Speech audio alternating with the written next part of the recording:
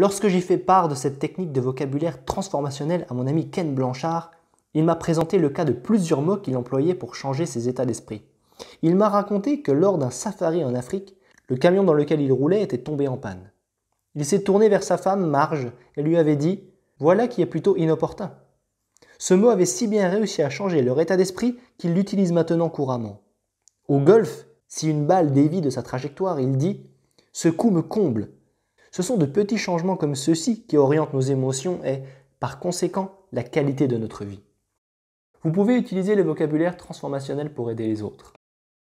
Lorsque vous comprenez le pouvoir des mots, vous êtes très sensible non seulement aux mots que vous utilisez, mais aussi à ceux qu'emploie votre entourage. Grâce à une meilleure compréhension du vocabulaire transformationnel, je me suis rendu compte que je pouvais aider les gens de mon entourage. Je n'oublierai jamais la première fois que j'ai utilisé consciemment cette technique. J'ai aidé un de mes amis, un homme d'affaires qui a très bien réussi, mais qui traversait à ce moment-là une période difficile. Je ne l'avais jamais vu aussi déprimé. Alors qu'il me parlait, j'ai remarqué qu'il avait décrit au moins 12 fois en 20 minutes l'état de dépression dans lequel il était et à quel point sa situation était déprimante. J'ai décidé de voir en combien de temps le vocabulaire transformationnel pourrait l'aider à modifier son état d'esprit. Je lui ai donc demandé « Es-tu vraiment déprimé ou te sens-tu simplement un peu frustré ?»« Je me sens très frustré, a-t-il répondu. Il me semble pourtant que tu es en train de faire des changements très positifs qui t'aideront à t'en sortir. » Comme il acquiesçait, je lui ai décrit l'impact que ces mots pouvaient avoir sur son état d'esprit et je lui ai demandé « Tu veux me faire une faveur ? Pendant les 10 prochains jours, promets-moi de ne pas utiliser le mot déprimé une seule fois. S'il te vient à l'esprit, remplace-le immédiatement par un mot dynamisant. Au lieu de déprimer, tu dis « Je suis un peu abattu, je me sens un peu mieux » ou « Je suis en train de renverser la situation ». Il m'a promis de tenter l'expérience. Vous devinez sans doute ce qui s'est passé. En modifiant un seul mot de son vocabulaire, il a modifié entièrement son schéma émotionnel. Comme il ne se mettait plus dans un état qui le faisait souffrir terriblement, il pouvait donner toute la mesure de ses ressources.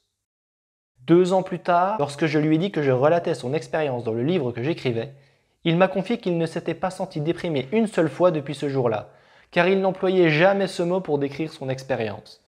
La beauté du vocabulaire transformationnel réside dans sa simplicité. C'est un savoir très profond, mais aussi une chose tellement simple et universellement applicable que, dès la première fois que vous l'utilisez, vous pouvez immédiatement améliorer la qualité de votre vie. Voici un bel exemple de la transformation que vous pouvez réaliser en changeant un seul mot.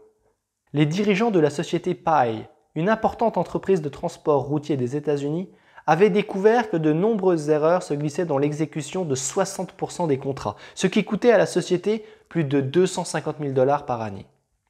La société a demandé à un spécialiste, W. Edward Deming, d'en déterminer la cause. Après avoir fait une étude approfondie, celui-ci a découvert que 56% de ces erreurs étaient causées par des employés qui n'identifiaient pas correctement les conteneurs de la société. À la suite des recommandations de M. Deming, les dirigeants de Pi ont cherché à inculquer à leurs employés la volonté d'exceller en modifiant la perception qu'ils avaient d'eux-mêmes. C'est ainsi qu'au lieu de travailleurs ou de routiers, la société s'est mise à parler d'artisans. Au début, les gens étaient perplexes. Quelle différence pouvait-il y avoir à modifier le titre d'un poste? Cela ne changerait rien? En peu de temps cependant, par le seul fait d'utiliser régulièrement ce mot, les travailleurs eux-mêmes ont commencé à se considérer comme des artisans et, en moins de 30 jours, la société avait réussi à réduire le taux d'erreur de 60% à 10%, ce qui lui permit d'économiser près de 250 000 $ par année. Ce récit illustre une vérité fondamentale. Les mots que nous employons en affaires ou dans notre vie personnelle ont une influence profonde sur notre expérience de la réalité. J'ai inventé le concept d'amélioration perpétuelle de soi que j'appelle Kani au lieu d'emprunter le mot japonais Kaizen, développement, en raison du vif désir que j'ai à intégrer en un seul mot toute la philosophie et les schémas de pensée du développement perpétuel. Une fois que vous vous mettez à employer régulièrement un mot, celui-ci affecte non seulement ce qui vous intéresse, mais aussi votre façon de penser. Tous les mots que nous utilisons sont lourds de sens et d'émotions. Les gens inventent toujours de nouveaux mots. L'une des merveilles de la langue anglaise est sa capacité d'intégrer les néologismes et les nouveaux concepts. En consultant un dictionnaire, vous découvrirez des mots tirés de nombreuses langues étrangères et de toutes sortes de domaines spécialisés. Ainsi, les adeptes du surf ont inventé des mots pour décrire les expériences ahurissantes qu'ils vivent tous les jours en se lançant dans les vagues. Leur jargon s'est si bien répandu qu'il fait maintenant autant partie du langage courant des Californiens que de leur façon de penser. Cela montre encore une fois combien il est important que nous soyons conscients des mots que nous empruntons aux autres et des mots que nous choisissons. Si vous utilisez des phrases comme « je suis suicidaire », vous intensifiez la douleur émotionnelle que vous ressentez au point de compromettre la qualité de votre vie. Si vous dites à votre partenaire « je te quitte », vous créez une situation qui permet de mettre fin à votre relation. En disant « je suis incroyablement frustré » ou « je suis en colère », vous avez de meilleures chances d'arriver à une solution. Il existe certains mots pour décrire le travail et les particularités qui se rattachent à la plupart des professions. Ainsi, de nombreux artistes ont le trac avant de monter sur scène. La respiration haletante et le pouls rapide, ils se mettent à transpirer. Certains considèrent que c'est une disposition normale avant un spectacle, tandis que d'autres y voient un signe d'échec. Ce trac a empêché Carly Simon de se produire en public pendant de nombreuses années. Bruce Springsteen ressent le même trac, mais pour lui, il est synonyme de stimulation. Il sait qu'il s'apprête à faire vibrer des milliers de personnes, et il lui tarde d'entrer en scène. Pour Bruce Springsteen, le trac est un allié. Pour Carly Simon, c'est un ennemi. Pour décupler votre énergie, imaginez ce que serait votre vie si vous pouviez prendre toutes les émotions négatives que vous avez jamais éprouvées et que vous pouviez en atténuer l'intensité de façon à ce qu'elle vous touche moins et vous laisse toujours maître de la situation. Supposez maintenant que vous puissiez prendre vos émotions les plus positives et les intensifier afin de propulser votre vie sur un plan plus élevé. Sachez que c'est possible. En fait, vous pouvez le faire en un clin d'œil. Voici votre premier exercice. Prenez 1 minute, immédiatement, et écrivez 3 mots que vous employez régulièrement lorsque vous vous sentez moche. Blasé, frustré, déçu, furieux, humilié, blessé, triste par exemple. Quels que soient les mots choisis, assurez-vous que ce sont ceux que vous utilisez régulièrement pour vous priver de pouvoir. Pour trouver les mots que vous devez remplacer, demandez-vous: quels sont les sentiments négatifs que j'éprouve régulièrement? Puis, ayant choisi ces 3 mots, amusez-vous. Donnez libre cours à un brin de folie et sortez tous les mots auxquels vous pouvez penser, soit pour briser vos schémas ou, tout au moins, pour faire diminuer l'intensité émotionnelle que vous ressentez. Permettez-moi de vous donner un indice sur la façon de choisir les mots qui vous seront utiles à long terme. Rappelez-vous que le cerveau aime tout ce qui soulage la douleur et tout ce qui procure du plaisir. Choisissez un mot que vous aurez envie d'utiliser pour remplacer celui qui vous privait de pouvoir. J'ai utilisé irritable ou un peu ennuyé au lieu de en colère, parce que ces mots sont un peu ridicules. Pour moi, comme pour les personnes qui m'écoutent, c'est une rupture totale de schéma et, comme j'adore briser les schémas, je m'amuse beaucoup à employer ces mots. Lorsque vous obtiendrez les mêmes résultats, je suis convaincu que vous ne pourrez plus vous en passer. Pour vous mettre sur la voie, voici des exemples de mots simples et parfois ridicules que vous pouvez employer pour faire diminuer instantanément l'intensité émotionnelle que vous ressentez. Émotion négative. Anxieux se transforme en inquisiteur, un peu inquiet. Apeuré se transforme en excité. Appréhension en défi. Épuisé en je refais le plein. Frustré en fasciné, mis au défi. Déçu en les résultats tardent. Dégoûté se transforme en étonné. Dépassé en déstabilisé, déprimé en calme avant la tempête. Seul en disponible. Stressé en occupé. Vous pouvez faire une meilleure liste que celle-ci, j'en suis convaincu. Trouvez 3 mots que vous utilisez régulièrement et qui font naître en vous des sentiments négatifs. Dressez une liste de mots de remplacement qui pourraient briser vos schémas en vous faisant rire par leur ridicule ou qui pourraient tout au moins faire diminuer l'intensité de vos émotions. Comment agir de manière à vraiment utiliser ces mots? La réponse est simple. Faites du conditionnement neuroassociatif. Avez-vous oublié le conditionnement neuroassociatif et ses 2 premières étapes? Première étape, décidez de vous engager à avoir plus de plaisir et à moins souffrir. Rappelez-vous que l'une des raisons qui vous empêche d'être plus heureux est que vous utilisez un langage qui intensifie vos émotions négatives. Deuxième étape, ne vous prenez pas trop au sérieux et employez ces 3 nouveaux mots. Songez combien il est ridicule de se mettre dans tous ces états quand on peut choisir de se sentir bien. Pour vous aider à ne pas trop vous prendre au sérieux, faites comme moi. Confiez à 3 de vos amis les mots que vous désirez changer. Ainsi, j'ai découvert que j'étais souvent frustré dans la vie. C'est pourquoi j'ai décidé de me laisser fasciner. De plus, il m'arrivait souvent de dire « il faut que je fasse », ce qui me stressait. Comme je voulais une expression qui me rappelle combien j'étais gâté par la vie, j'ai commencé à dire « j'ai la chance de faire ». Et au lieu d'être en colère, j'ai préféré employer « ennuyé », « irritable » ou « un peu préoccupé ». Au cours des 10 jours qui ont suivi, chaque fois que je me surprenais à utiliser l'ancien mot, je brisais immédiatement le schéma en employant un nouveau mot. En me faisant le plaisir de m'engager jusqu'au bout, j'ai adopté un nouveau schéma et mes amis étaient heureusement là pour m'aider dès que je commettais une erreur. Ils me demandaient « Tony, es-tu vraiment en colère ou simplement irritable? Es-tu frustré ou fasciné ?» Je les avais prévenus d'utiliser ces questions non pas comme une arme contre moi, mais comme un outil de soutien. En très peu de temps, j'avais adopté toutes ces nouvelles expressions et je les utilisais régulièrement. Cela signifie-t-il que je ne ressens jamais de colère? Bien sûr que non. Parfois, la colère est une émotion très utile.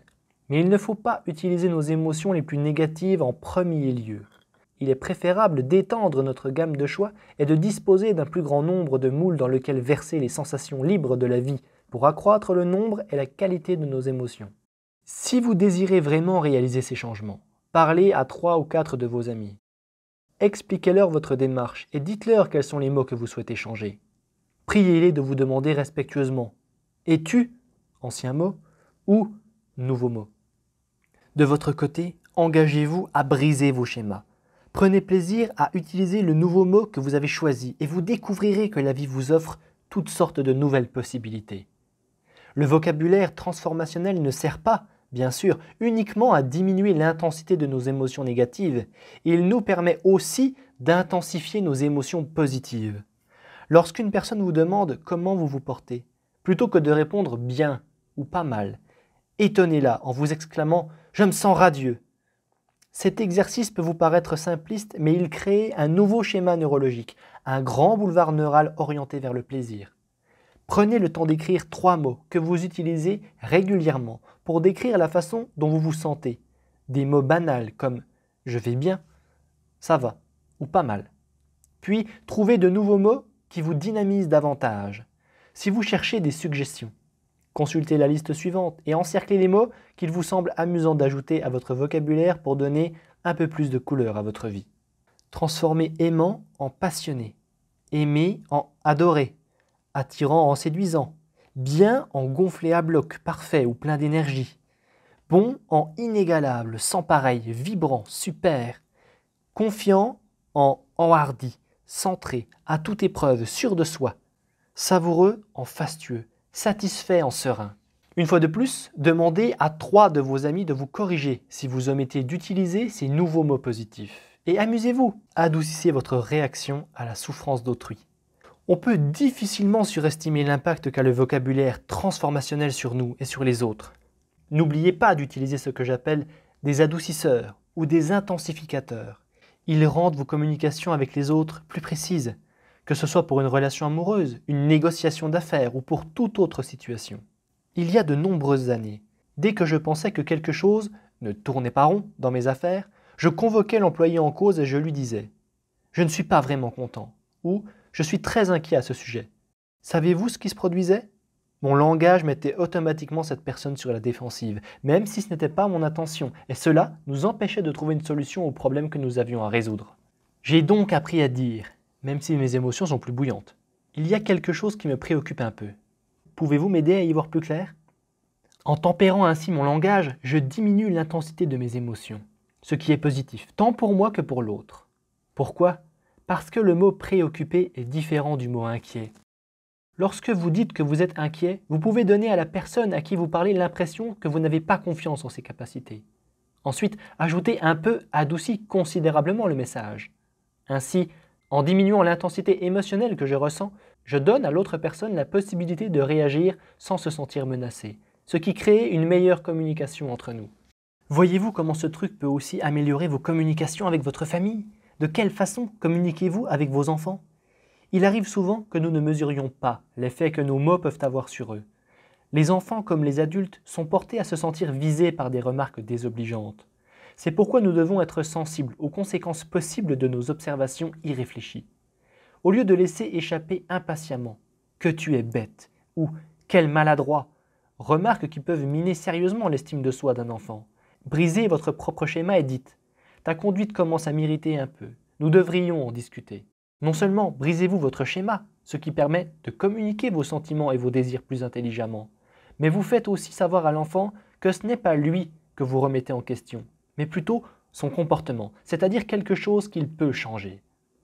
Cette attitude vous aide à élaborer ce que j'appelle le Reality Bridge, pont de la réalité, c'est-à-dire le fondement d'une communication plus positive et plus forte entre deux personnes, et à avoir avec vos enfants des rapports dont l'impact est plus positif et plus efficace. Dans ce genre de situation, il est important que vous sachiez briser votre raisonnement habituel. Sinon, vous vous mettez dans une position de faiblesse et risquez de dire quelque chose que vous regretterez plus tard. Nombre de rapports humains sont détruits de cette façon. Lorsque nous sommes en colère, il nous arrive de dire à une personne chère des choses qui la blessent et qui l'incitent à se venger ou à se fermer à jamais. C'est pourquoi il est si important d'apprendre à évaluer le pouvoir créateur ou destructeur des mots que nous employons.